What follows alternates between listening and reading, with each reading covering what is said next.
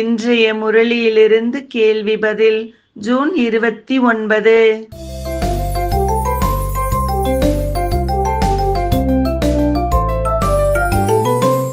இன்றைய தினம் சங்கம யுகத்திற்கான தினம் என்று ஏன் சொல்லப்படுகின்றது?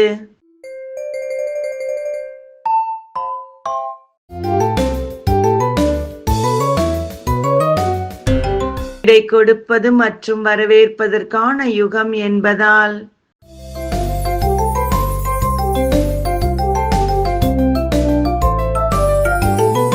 சங்கம யுகத்திற்கு ஏன் விசேஷ மகிமை இருக்கிறது?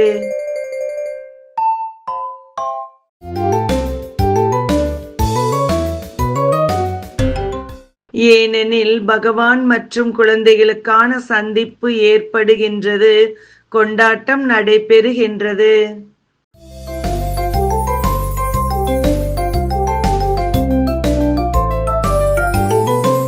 எதை கனவில் கூட நீங்கள் யோசித்தது உண்டா என ஈஸ்வரன் கேட்கிறார்.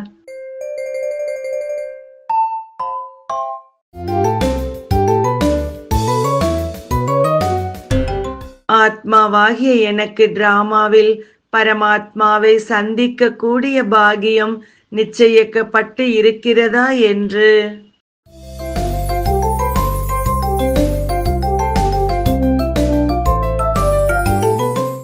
இந்த வருடத்தில் என்ன செய்ய வேண்டும்?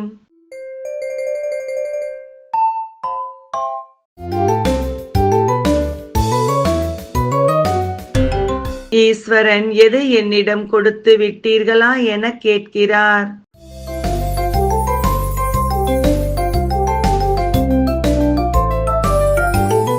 சக்திசாலியாகவும் கவலையற்ற ராஜாவாகவும் ஆக வேண்டும்.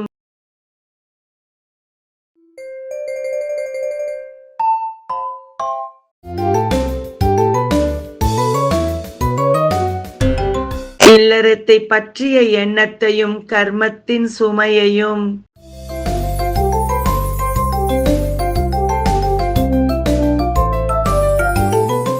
உலகிய தந்தைக்கும் ஆன்மீக தந்தைக்கும் உள்ள வேறுபாடு என்ன?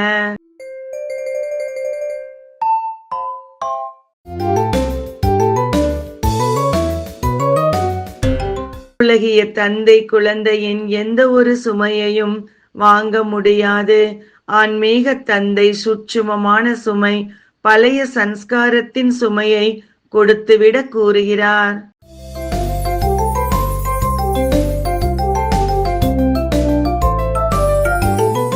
ஏதேனும் பழைய சன்ஸ்காரங்கள் அம்ச அளவில் இருந்தால் இடையில் வம்சத்திற்கு பிறப்பு கொடுத்து விடுகின்றது.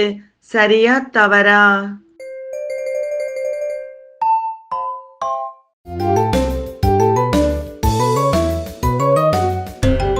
சரி.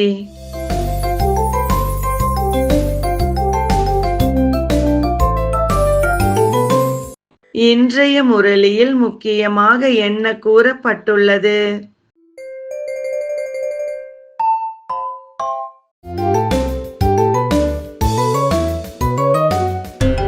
பெயர் அடையாளம் முதற்கொண்டு அழிந்து போக வேண்டும்.